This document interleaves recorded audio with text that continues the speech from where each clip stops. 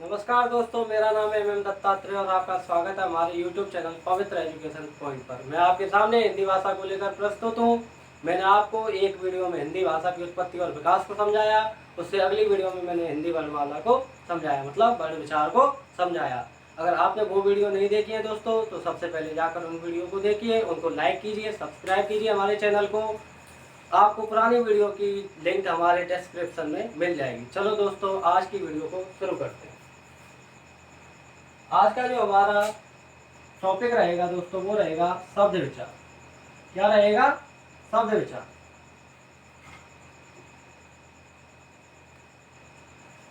पिछली वीडियो में हमने कवर किया था वर्ण विचार, हिंदी वर्णमाला। आज हम देखेंगे शब्द विचार को। तो शब्द विचार में देखिए दोस्तों, आपको शब्द से ही पता चल रहा है कि किसका अध्ययन करना है, शब्द का। तो सबसे पहले शब्द की परिभाषा देखिए। शब्द की परिभाषा हो जाती है दो या दो से अधिक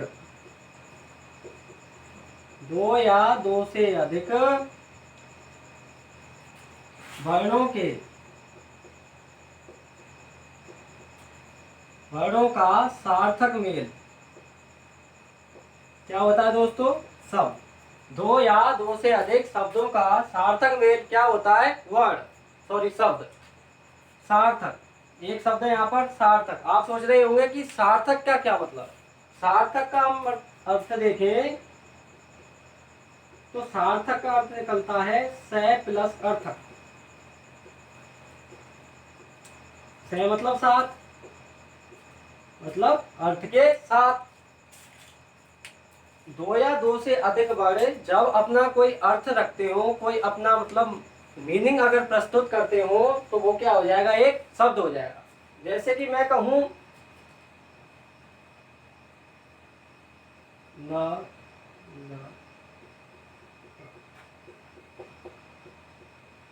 ये हो गया एक शब्द न, ल, प। अब देखिए दोस्तों, ये वर्णों का समूह तो है, क्योंकि इसमें एक से अधिक वर्ण है, दो से अधिक वर्ण है, इसमें दो हैं या दो से अधिक वर्ण है, वो शब्द हो जाता है दोस्तों। यहाँ पर वर्णों का समूह तो है, लेकिन इसका कोई अर्थ नहीं है। नलब कोई शब्द नहीं होता दोस्तों, इसका कोई अर्थ नहीं होता, तो इसलिए ये कोई शब्द नहीं है। शब्द दोस्तों जब बनेगा जब वर्णों का समूह होगा और उस समूह का कोई अर्थ निकलेगा। तो ये हो गया शब्द की परिभाषा।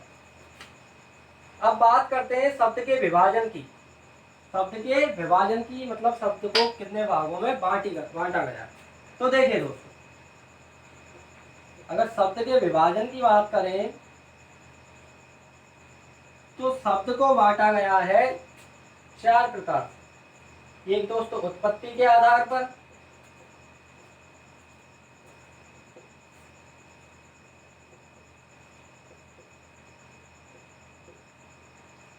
एक दोस्तों रचना के आधार पर,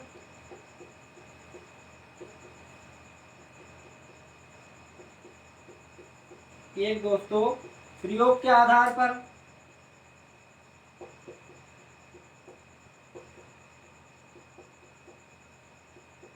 और एक बांटा गया है अर्थ के आधार पर। किसके आधार पर? अर्थ के आधार। अगर आपसे शब्द का वर्गीकरण पूछे कि शब्द को कितने प्रकारों में बांटा गया है, किस प्रकार से वर्गीकरण किया गया है, तो चार प्रकार से। एक उत्पत्ति के आधार पर, एक रचना के आधार पर, एक प्रयोग के आधार पर और एक अर्थ के आधार पर। अब देखिए उत्पत्ति के आधार पर कौन कौन से प्रकार है। देखिए, एक होता है देशज, एक होता है तत्सम शब्द, एक होता है तद्भव, एक देशज, एक होते हैं विदेशी और एक होते हैं संकर। थोड़ा थोड़ा इनका भी देखते हैं, इनकी व्याख्या देखते हैं थोड़ा बहुत। तत्सम, इसका मतलब है तत्व प्लस सम। तत्व मतलब उसकी और सम मतलब समान। जो शब्द संस्कृत भाषा से जो क्या त्यों हिंदी में प्रयोग में लिए जा रहे हैं वो हो गए तत्सम। जैसे कि मैं कहूँ चंद्र, चंद्र दोस्तों संस्कृत में भी प्रयोग में लगता है और हिंदी में भी प्रयोग में लिया जाता है। तो ये हो गया एक तत्सम शब्द। तद तद्भव देखिए दोस्तों, तद्भव ये दो शब्दों से मिलकर बना है तद्भव। तद मतलब ऐसा और भव मतलब हुआ या था। इसका मतलब है दोस्तों जो शब्द संस्कृत भाषा से हिंदी भाषा में ज्यों के त्यों नहीं लिए गए हैं, उनमें परिवर्तन किया गया है, वो हो गए तद्भव शब्द। जैसे इसी को देखिए चंद्र को, चंद्र का जो तद्भव बन जाता है वो बन जाता है चांद। क्या बन जाता है दोस्तों? चांद। देशज, देशज का मतलब होता है दोस्तों किसी स्थानीय क्षेत्र के, किसी स्थानीय क्षेत्र के जो शब्द होते हैं वो होते हैं देशज शब्द। जैसे कि हमारे जो भारत के जो शब्द बने कुछ, जैसे कि मैं कहूँ खुरपी, एक कहूँ मैं धड़ाधड़, फटाफट, कोई भी शब्द है दोस्तों, ये सब क्या है? ये सब देशज शब्द है। ये जो स्थानीय बोली वगैरह है उनसे ये उत्पन्न हुए शब्द दोस्तों। एक होते हैं विदेशी शब्द, जैसा कि शब्द अपनी व्याख्या कर रहा है, जो विदेशी भाषाओं से जो शब्द इकट्ठे किए गए वो हो गए विदेशी शब्द। चाहे वो कोई सी भी भाषा हो, फारसी भाषा हो, अरबी भाषा हो, फ्रेंच भाषा हो, इंग्लिश भाषा हो, किसी भी भाषा से जो शब्द लिए गए हैं वो हो गए विदेशी शब्द। एक होते हैं संकर। क्या होते हैं दोस्तों? संकर। वो संकर का मतलब है मेल, किसी से जो दो शब्दों से मिलकर बने हो, या देशी या विदेशी शब्द आपस में मिलकर बने हो, तत्सम सद्भव शब्दों से मिलकर बने हो, वो गए संकर शब्द। अब देखते हैं रचना के आधार पर। रचना के आधार पर अगर बात करें तो शब्द होते हैं तीन प्रकार के, रूढ़, यौगिक और योग रूढ़। कितने हो गए दोस्तों? तीन। रूढ़, यौगिक और योग रूढ़। रूढ़ का मतलब होता है, अगर रूढ़ शब्द की देखें हम तो रूढ़ का मतलब होता है परंपरा। तो इसकी परिभाषा क्या बन जाएगी दोस्तों? वे शब्द जो परंपरागत रूप से एक ही ढांचे में एक ही प्रकार से प्रयोग में लिए जा रहे हैं वो हो गए रूढ़ शब्द। जैसे कि मैं कहूँ पानी, मैं कहूँ दोस्तों पानी, तो पानी शब्द है वो काफी पुराना है, पानी शब्द ऐसे ही उपयोग में लिया जा रहा है, इसमें कोई परिवर्तन संभव नहीं हुआ अभी। यौगिक, यौगिक का मतलब होता है ये दो शब्दों से मिलकर बने होते हैं, ये दो शब्दों का मेल होता है। यौगिक का मतलब ही क्या होता है? मेल। आपने साइंस में पढ़ा होगा यौगिक, तो यौगिक का मतलब ही क्या होता है? मेल। तो ये क्या है? दो शब्दों से मिलकर बना होता है। जैसे कि मैं कहूँ विद्यालय, विद्यालय, तो ये दो शब्दों से बना है, विद्या धनालय।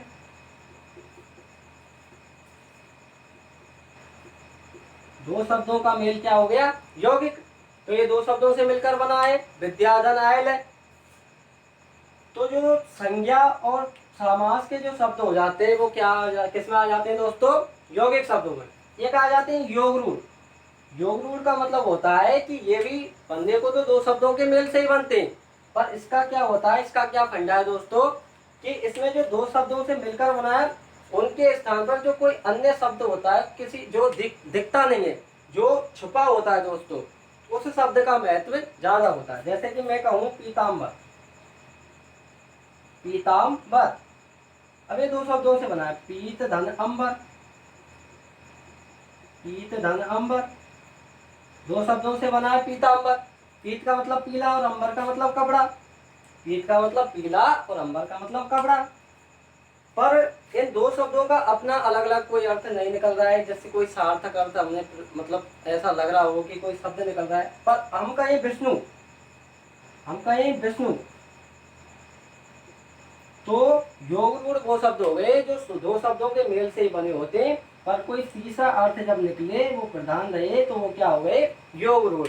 एक तरीके से देखें तो दोस्तों जो बहुवचनी समास के जो उदाहरण होते हैं वो सभी किस में आ जाते हैं? योग रूढ़ में आ जाते हैं। ठीक है दोस्तों, उसके बाद देखते हैं हम प्रयोग के आधार पर। किसके आधार पर? प्रयोग के आधार पर। प्रयोग के आधार पर हम अगर बात करें तो ये दो प्रकार के हो गए, एक हो गए विकारी और एक हो गए अविकारी। विकारी और अविकारी। विकारी का मतलब परिवर्तनशील, विकारी का मतलब होता है परिवर्तनशील। विकार शब्द का मतलब होता है परिवर्तनशील, मतलब ऐसे शब्द जिनमें परिवर्तन संभव हो, लिंग वचन काल आदि के आधार पर जिनमें परिवर्तन संभव हो, जिनमें विकार उत्पन्न किया जा सके, वो हो गए विकारी शब्द। और विकारी शब्द होते हैं दोस्तों 4 प्रकार के, संज्ञा, सर्वनाम, विशेषण और क्रिया। ये हो गए आपके विकारी शब्द। अविकारी, ए मतलब नहीं और विकार मतलब परिवर्तन, और जिनमें परिवर्तन संभव ना हो पाए, लिंग वचन काल आदि के आधार पर जिनमें विकार संभव ना हो, परिवर्तन संभव ना हो, वो हो गए अविकारी शब्द। और ये भी होते हैं 4, जैसे कि क्रिया विशेषण,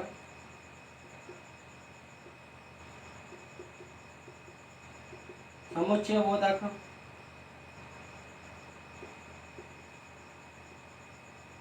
एक आपके होते हैं संबंध बोधक,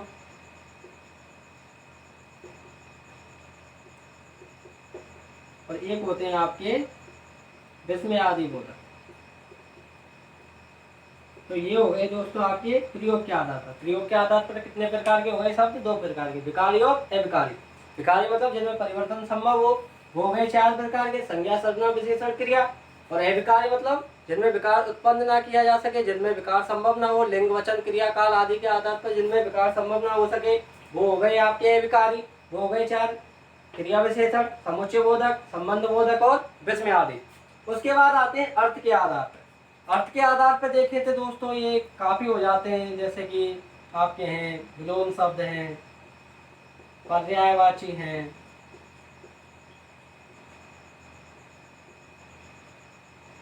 एकल शब्द हैं, आपके समश्रुति भिन्नार्थक शब्द हैं,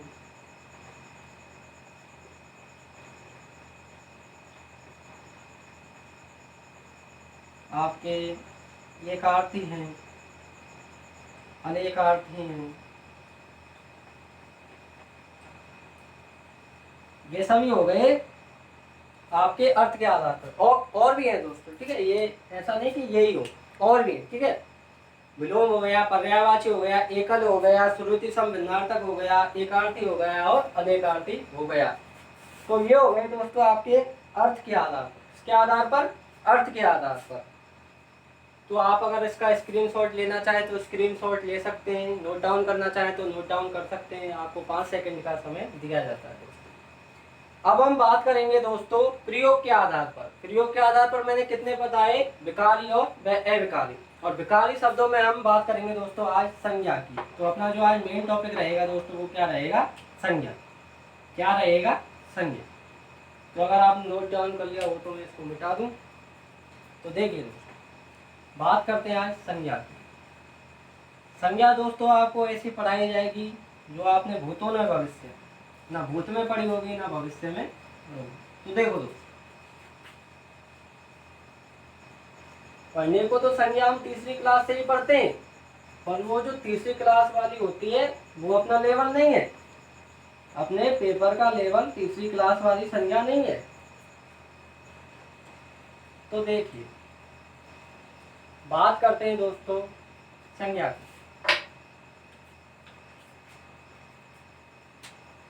विकारी शब्द हैं, प्रयोग के आधार पर जो डिवाइडेशन किए हमने विकारी और अविकारी। तो पहला विकारी शब्द, अगर आप इसकी परिभाषा देखना चाहें तो देख सकते हैं। वे शब्द जिनमें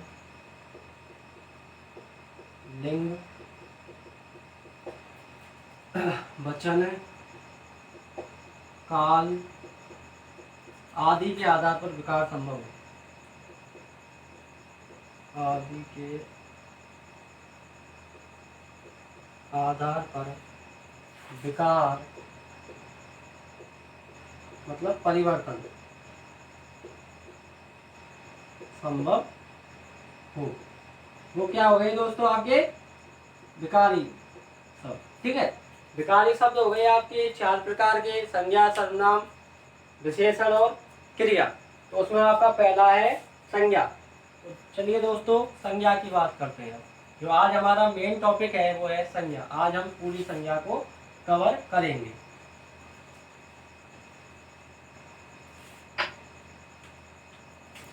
तो बात करते हैं संज्ञा। संज्ञा, अगर हम संज्ञा का ही शाब्दिक अर्थ देखें, केवल शब्द का ही अर्थ देखें दोस्तों, तो उसका अर्थ है नाम। क्या है दोस्तों? नाम। जी हाँ दोस्तों, संज्ञा का अगर केवल शाब्दिक अर्थ पूछा जाए तो वो हो गया नाम। संज्ञा जो शब्द है वो दो शब्दों से बना है, सम धन या। सम मतलब सम्यक और ज्ञा मतलब होता है दोस्तों जानना। मतलब वह जो हमें किसी वस्तु, व्यक्ति, स्थान का सम्यक ज्ञान देता है, उसकी सम्यक जानकारी देता है, अच्छी तरीके से जानकारी देता है, वो क्या हो गई? संज्ञा।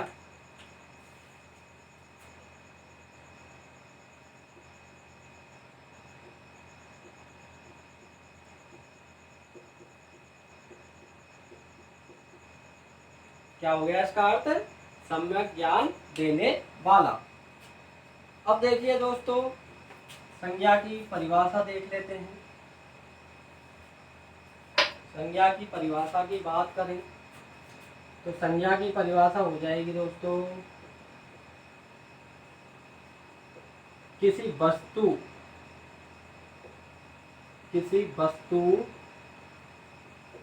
व्यक्ति, स्थान, प्राणी, गुण तथा दशा के नाम को क्या कहते हैं? संज्ञा कहते हैं। दशा का मतलब स्थिति।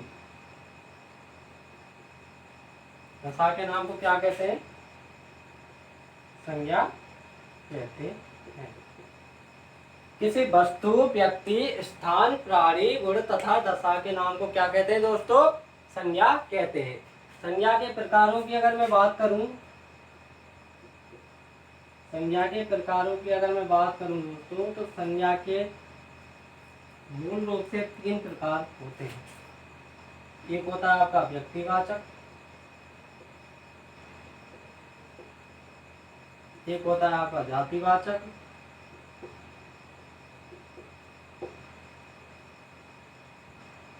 और एक होता है आपका भाववाचक संज्ञा।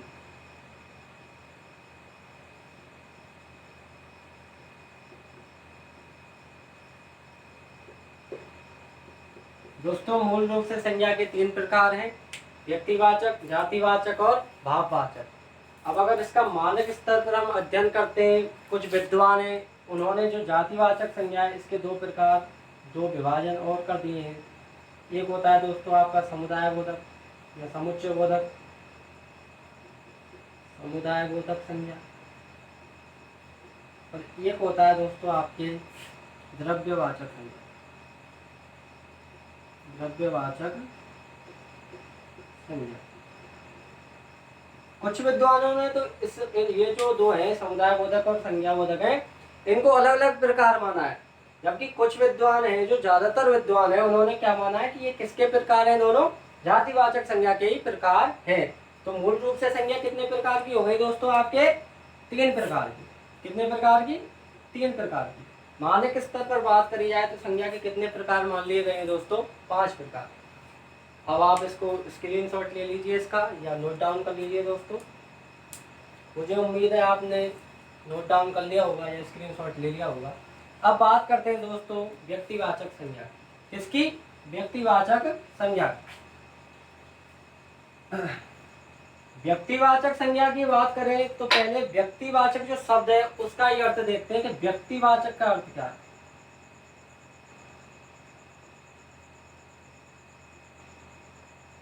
व्यक्तिवाचक संज्ञा दोस्तों, जो व्यक्तिवाचक है ये व्यक्ति, ये 2 शब्दों से मिलकर बना है। बी धन अक्ति। बी का मतलब विशेष और अक्ति मतलब पैदा हुआ हो।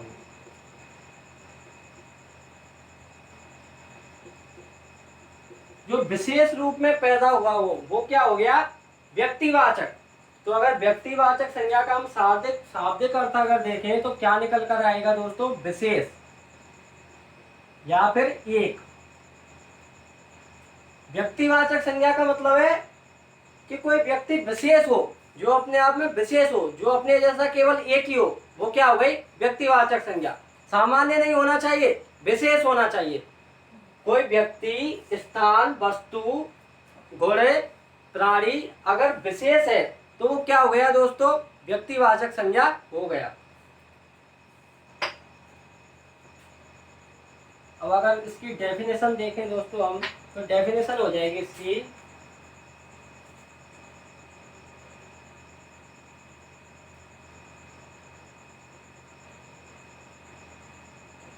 वे शब्द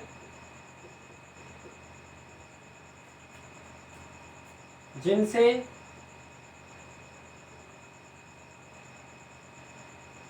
किसी एक वस्तु, व्यक्ति, स्थान, प्राणी विशिष्ट का बोध हो,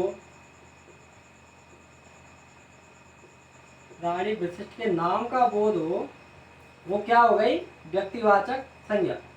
वे शब्द जिनसे किसी एक वस्तु, व्यक्ति, स्थान, प्राणी विशिष्ट का बोध हो, वो क्या हो गई दोस्तों, आपके व्यक्तिवाचक संज्ञा।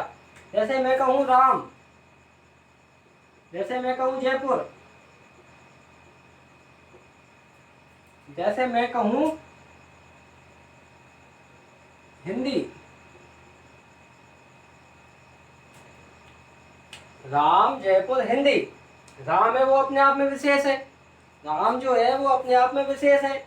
जयपुर है अपने आप में विशेष है, केवल ये व्यक्ति का नाम ही है राम, ये राम अपने आप में विशेष हो गया। जयपुर है, आप जयपुर को ही जयपुर कहोगे, भरतपुर को तो जयपुर नहीं कहोगे, अलवर को तो जयपुर नहीं कहोगे, या सभी राज्यों, सभी जो जिले हैं उनको जयपुर बोल दो। तो जयपुर क्या है, अपने आप में विशेष है, ये अपनी अलग से पहचान रखता है। ऐसे ही हिंदी है।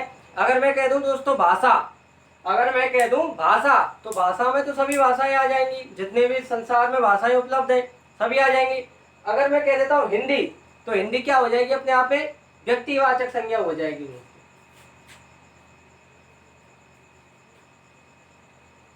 अब इसके उदाहरण देखते हैं दोस्तों, वो कैसे कैसे हो जाएंगे। देखिए,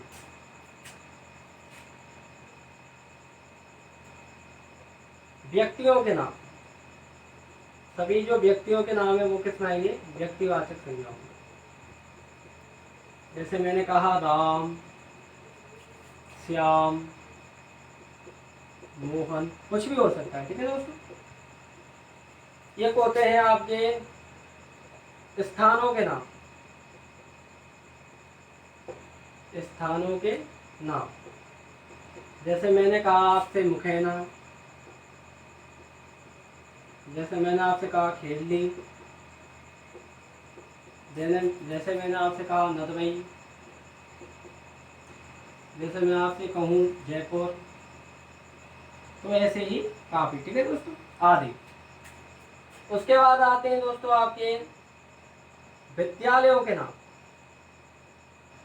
संपूर्ण विद्यालय नहीं, केवल किसी एक विशेष विद्यालय का नाम। जैसे मैं कहूँ दोस्तों आदर्श विद्या मंदिर नदवई, तो ये अपने आप में विशेष हो गया। जैसे दोस्तों मैं कहूँ श्री मत्स्य टीटी कॉलेज खेलदी, तो ये अपने आप में क्या हो गया दोस्तों, विशेष हो गया। जैसे कि अब आते हैं आपके देशों के नाम, ये भी आते हैं आपके व्यक्तिवाचक संज्ञा में। देशों के नाम जैसे कि भारत,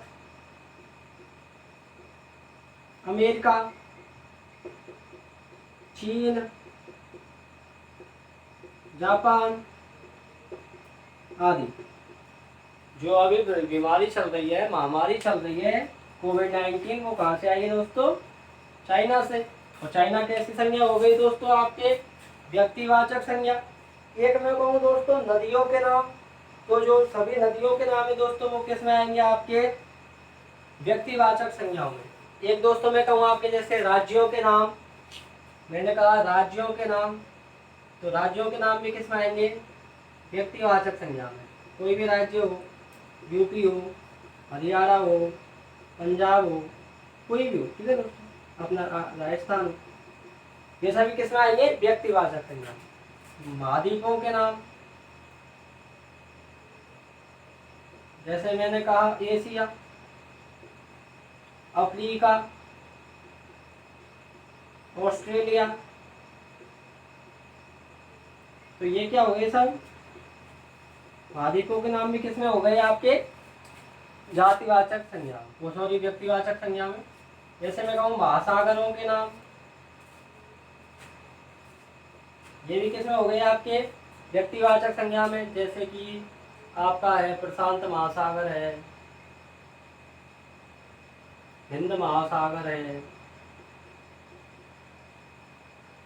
एटलांटिक महासागर है, ये सभी किसमें हो गए? आपके व्यक्तिवाचक संज्ञा में। एक मैं कहूँ जैसे कि पर्वतों के नाम, पर्वतों के नाम, ये भी किसमें हो गए? आपके दोस्तों व्यक्तिवाचक संज्ञा में। कोई भी पर्वत हो, जैसे कि हिमालय पर्वत है, एंडीज पर्वत है, अरावली पर्वत है, ये सब किसमें हो गए दोस्तों? व्यक्तिवाचक संज्ञा में। आप सोच रहे होंगे दोस्तों कि सर इतने उदाहरण क्यों लिखा रहे हैं, इतने एग्जाम्पल क्यों लिख रहे हैं दोस्तों? तो दोस्तों होता क्या है, नियम तो अपने फिक्स होते हैं, नियमों को हम याद भी कर लेते हैं, पर जितना हम एक्सरसाइज करते हैं, जितना हम प्रैक्टिस करते हैं, उससे हमारा जो टॉपिक होता है, अपना जो कॉन्सेप्ट होता है, उसके क्लियर होने के चांस ज़्यादा होते हैं। तो दोस्तों जितना आप एक्सरसाइज करोगे, जितना आप प्रैक्टिस करोगे, उतना ही आपके लिए अच्छा रहेगा। एक दोस्तों इंग्लिश में एक अपनी कोटेशन भी चलती है कि practice makes a man perfect. जितना आप प्रयास करोगे उतना ही आप पूर्ण बनोगे। तो आपको दोस्तों लगातार प्रयत्न करते रहना, प्रयास करते रहना है, इसी से ही आपका एसटीसी में सिलेक्शन श्योरली होगा दोस्तों। देखिए और भी है, इसमें काफ़ी है अभी।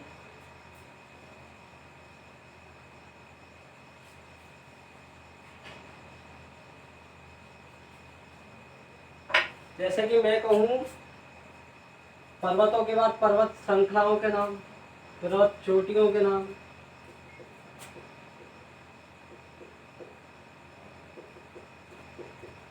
इसमें आपके आ जाए जैसे गुरु शिखर है, माउंट एवरेस्ट है आदि, ये किस में आएंगे? व्यक्तिवाचक संज्ञा।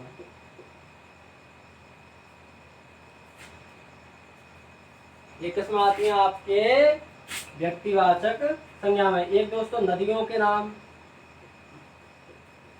ये भी किस में आएंगे? सभी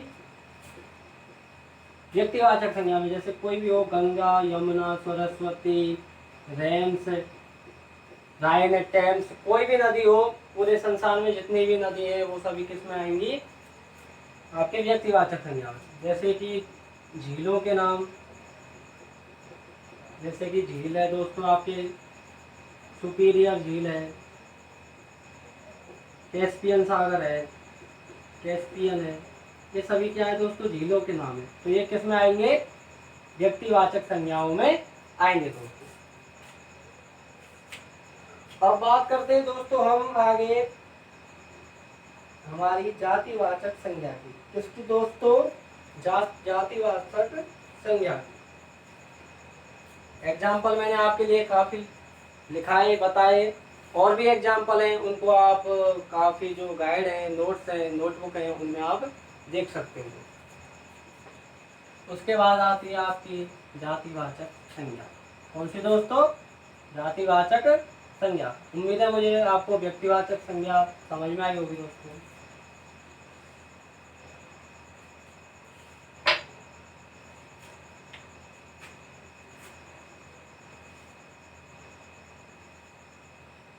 आगे आती है आपकी जातिवाचक, आती है दोस्तों जातिवाचक संज्ञा।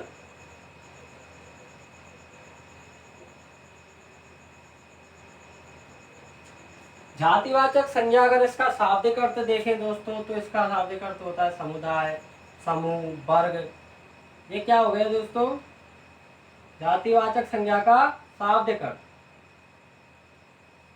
समुदाय, समूह, वर्ग, ये सब क्या हो गया, जातिवाचक संज्ञा का शाब्दिक अर्थ हो गया। तो इसके आधार पर हम अगर जातिवाचक संज्ञा की परिभाषा देखें तो परिभाषा क्या निकल कर आती है हमारे सामने, कि वे शब्द जिनसे किसी वस्तु, व्यक्ति, स्थान, प्राणी, दशा आदि की संपूर्ण जाति का, संपूर्ण समूह का बोध होता है, वो कौन से शब्द हो गए, जातिवाचक शब्द हो गए, जातिवाचक संज्ञा हो गई दोस्तों।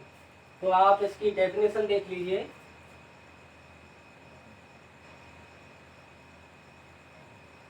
डेफिनेशन की बात करें तो देखिए, वे शब्द जिनसे किसी वस्तु, व्यक्ति,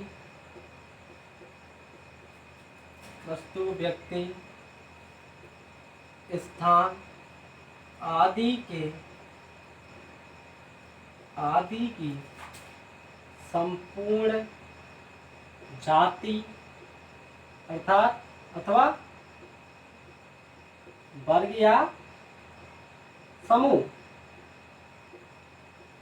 समूह का बोध हो, वो क्या हो गई, जातिवाचक संज्ञा। वे शब्द जिनसे किसी वस्तु, व्यक्ति, स्थान आदि की प्रमुख नहीं दोस्तों, संपूर्ण है, सॉरी आई एम पार्डन दोस्तों, संपूर्ण जाति अथवा वर्ग का बोध हो, वो क्या हो गई दोस्तों, जातिवाचक संज्ञा हो गई। अब देखिए इसके उदाहरण देखिए, जैसे मैं कहूँ लड़का, तो इसमें संपूर्ण जो लड़के हैं, जो अपना लड़कों का जो समूह है वो संपूर्ण आ जाता है। लड़की, नर, नारी, पुरुष, स्त्री, आपके शिशु, किशोर, बालक, बालिका,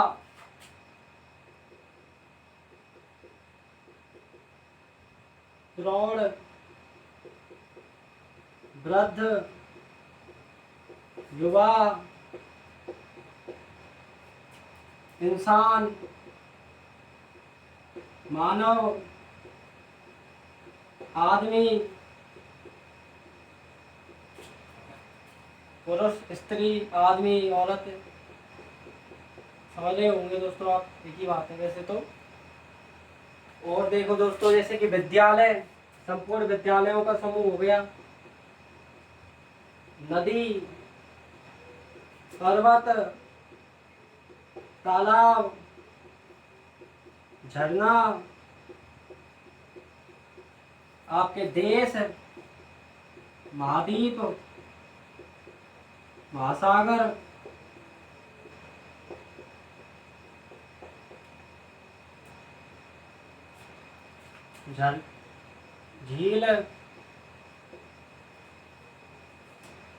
झील हो गई आपके। और बात करें तो हम जैसे कि झरने हो गए, तालाब हो गए, पर्वत हो गए। तो ऐसे दोस्तों जिसमें संपूर्ण जाति का जिसमें बोध होता है वो क्या होते हैं, जातिवाचक संज्ञा के शब्द होते हैं। जैसे कि मैं बात करूं लड़का, तो लड़का में संपूर्ण लड़का जो समूह है, जो संपूर्ण लड़का जाति है, उसका बोध हो रहा है। जैसे कि मैं आपके समक्ष खड़ा हूं तो मैं क्या हूँ, एक पुरुष हूँ, ठीक है दोस्तों। तो इसमें जो पुरुष है, लड़का है, इसमें संपूर्ण जो अपने लड़का जो है, पुल्लिंग जो है, वो सभी आ जाएंगे। जैसे कि मैं कहूँ लड़की, तो उसमें जो संपूर्ण स्त्रीलिंग है, जो लड़कियां हैं, वो सभी आ जाएंगे दोस्तों। जैसे कि मैं कहूँ वृद्ध, वृद्ध में जितने भी अपने एजेड हैं, जो वृद्ध हैं दोस्तों, वो सभी वृद्ध आ जाएंगे। जैसे कि मैंने कहा मानव, मानव में संपूर्ण मानव आ जाएंगे दोस्तों। जैसे कि मैंने कहा झरना, झरना में सभी झरने आ जाएंगे।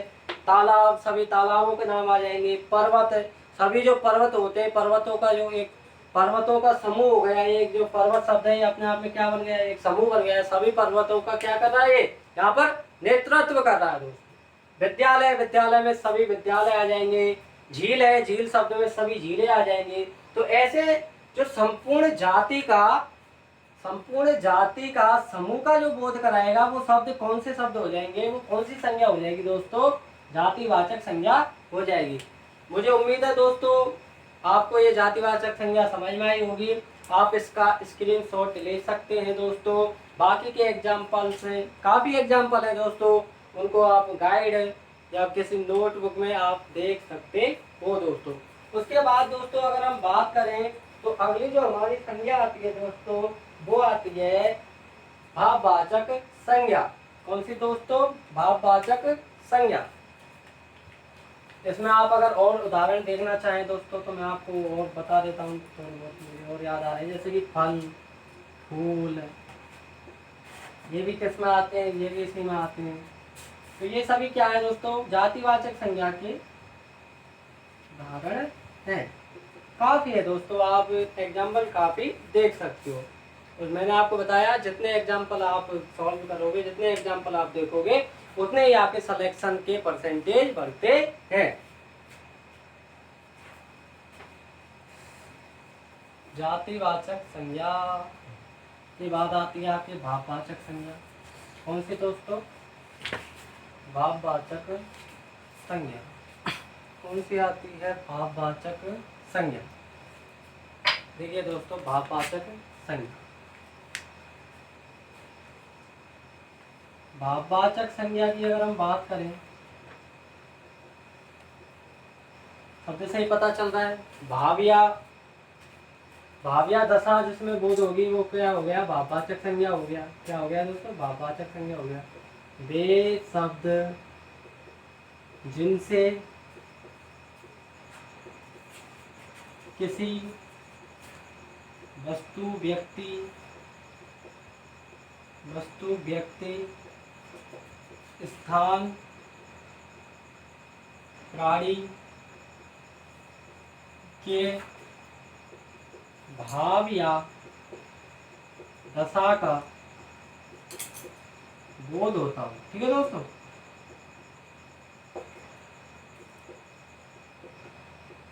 वो क्या हुए, भाववाचक संज्ञा हुए। वे शब्द जिनसे किसी वस्तु, व्यक्ति, स्थान, प्राणी आदि के भाव या दशा मतलब स्थिति, दशा या स्थिति का बोध होता हो, वो क्या हो गए दोस्तों, आपके भाववाचक संज्ञा हो गई। जैसे मैं कहूँ अच्छाई, ये क्या है दोस्तों, भाव है। जैसे मैं कहूँ बुराई, जैसे मैं कहूँ ईमानदारी, तो ये सभी क्या है, भाव है। जैसे मैं कहूँ गरीबी, अमीरी, बुढ़ापा। ठीक है दोस्तों, ये क्या है, ये सभी दशा है, स्थिति है। ये वो गरीब स्थिति में, अमीरी में या बुढ़ापा है उसका। और ये क्या है आपके सभी, ये भाव है, अच्छाई, बुराई, ईमानदारी। तो भाववाचक संज्ञा की अगर हम बात करें दोस्तों, तो भाववाचक संज्ञा की जो रचना होती है, भाववाचक संज्ञाओं का जो निर्माण होता है वो होता है 6 प्रकार से। अगर रचनाओं की बात करें कि कैसे कैसे रचना संभव है, तो रचना हो जाती है दोस्तों इसके, एक तो हो जाती है व्यक्तिवाचक संज्ञा से। किससे दोस्तों, व्यक्तिवाचक संज्ञा से। एक हो जाती है दोस्तों इसकी जातिवाचक संज्ञा से।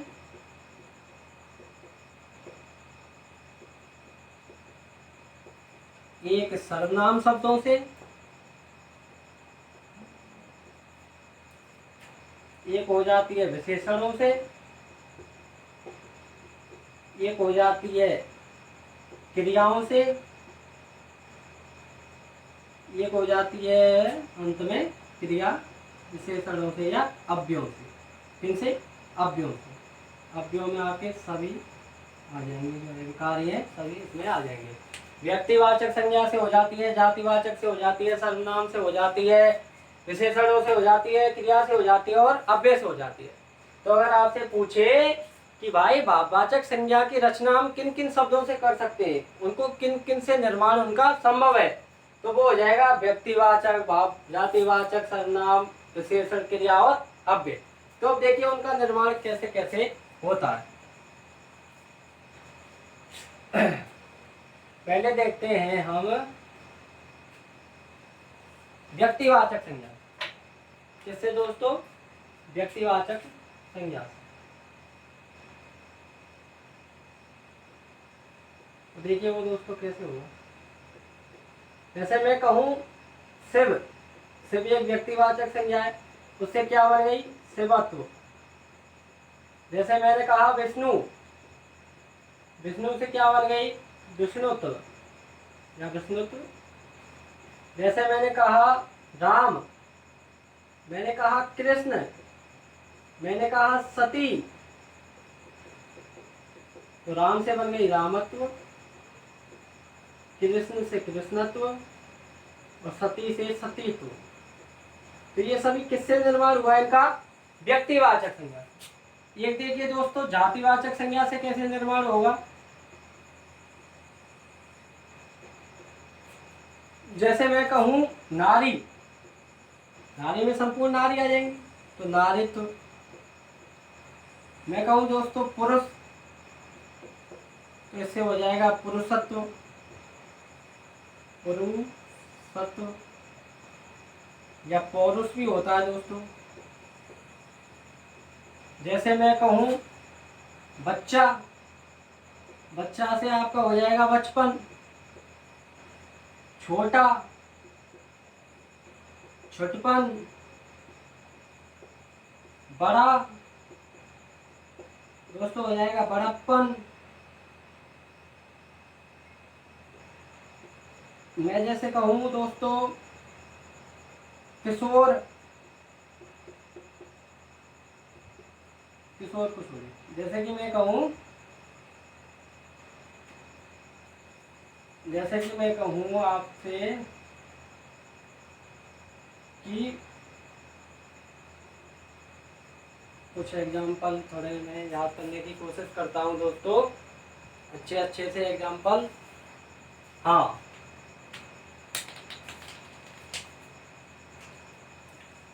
बड़ा हो गया, छोटा हो गया, बच्चा हो गया। एग्जाम्पल्स को कुछ याद नहीं आ रही दोस्तों। तो ये हो गया आपके जातिवाचक संज्ञा से निर्माण हो गया।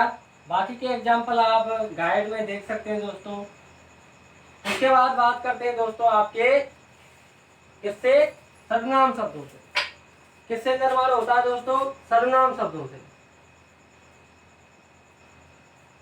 सर्वनाम शब्दों से हम बात करें तो देखिए कैसे कैसे।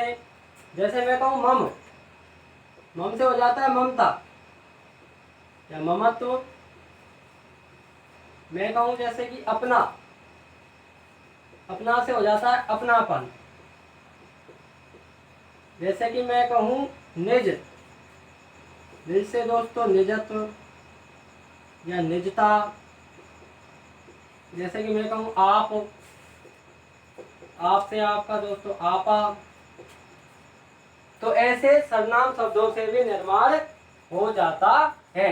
जैसे कि मैं कहूं स्व, स्व से आपका स्वत्व। ठीक है दोस्तों, तो ऐसे सर्वनाम शब्दों से भी निर्माण हो जाता है। मम से ममता, ममत्व हो गया। अपना से अपनापन हो गया। निज से निजता या निजत्व हो गया। आप से आपा हो गया। स्व से स्वत्व हो गया। एक आते हैं आपके विशेषण। क्या आते हैं? विशेषण। और विशेषणों से कैसे निर्माण होता है? जैसे कि मैंने कहा अच्छा, तो अच्छा से हो जाता है अच्छाई। मैंने कहा बुरा, उससे हो गया बुराई। मैंने कहा ईमानदार, ईमानदार से हो गया ईमानदारी। जैसे मैंने कहा बेईमान, तो बेईमान से हो गया बेईमानी। जैसे मैंने कहा आपसे इंसान, तो इंसान से हो जाता है इंसानियत। क्या हो जाता है दोस्तों? इंसानियत। जैसे मैंने कहा दोस्तों मानव, मानव से आपका मानवता हो जाता है दोस्तों। जैसे मैंने कहा दैत्य, दैत्य से दैत्यता हो जाती है। ठीक है, तो ये होते हैं आपके विशेषणों से निर्माण होता है। अगर और उदाहरण देखना चाहें तो देखिए, जैसे कि उचित होता है एक, उचित क्या है, विशेषण है, उचित से औचित्य, कुशल, कुशल से कुशलता, चपल, चपल से आपके चपलता, पटु, पटुमान होता है होशियार, पटु से पटुता, विद्वान, विद्वान से विद्वता।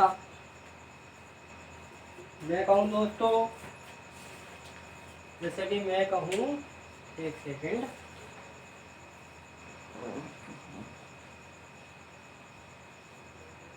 जैसे कि मैं कहूँ कमजोर, तो कमजोर से कमजोरी हो गया। मैंने कहा मजबूत, मजबूत से मजबूती हो गया। होशियार, होशियार से होशियारी हो गया। तो ऐसे दोस्तों काफी है, आप इनको एक्सरसाइज के द्वारा तैयार कर सकते हैं। जितना आप एक्सरसाइज करोगे उतना ही दोस्तों नए नए एग्जाम्पल्स को, नए नए शब्दों को आप सीखोगे। उसके बाद आते हैं आपके क्रिया के आधार पर। किसके आधार पर दोस्तों? क्रिया के आधार पर। क्रिया के आधार पर देखो दोस्तों कैसे बने।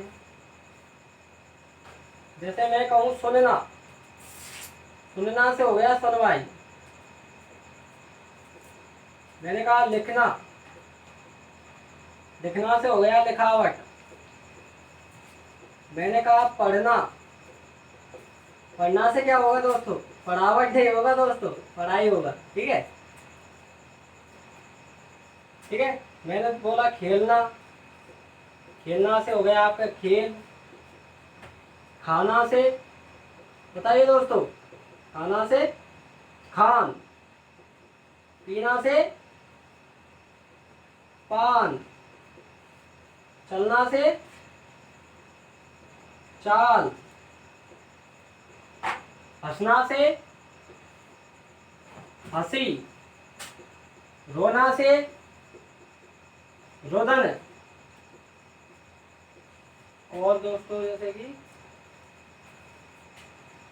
मैं कहूँ काफी है दोस्तों। ठीक है, आप इनको देख सकते हो, आप इनकी तैयारी कर सकते हो। अब देखिए अंत में आते हैं आपके अव्यय के आधार पर। किसके आधार पर? अव्ययों के आधार पर। अव्यय के देखें, जैसे कि दूर, दूर से दूरी, निकट, निकटता, बहुत, बहुतायत, कम से कमी। तो ऐसे दोस्तों काफी है, अव्ययों से भी काफी शब्दों का निर्माण हो जाता है।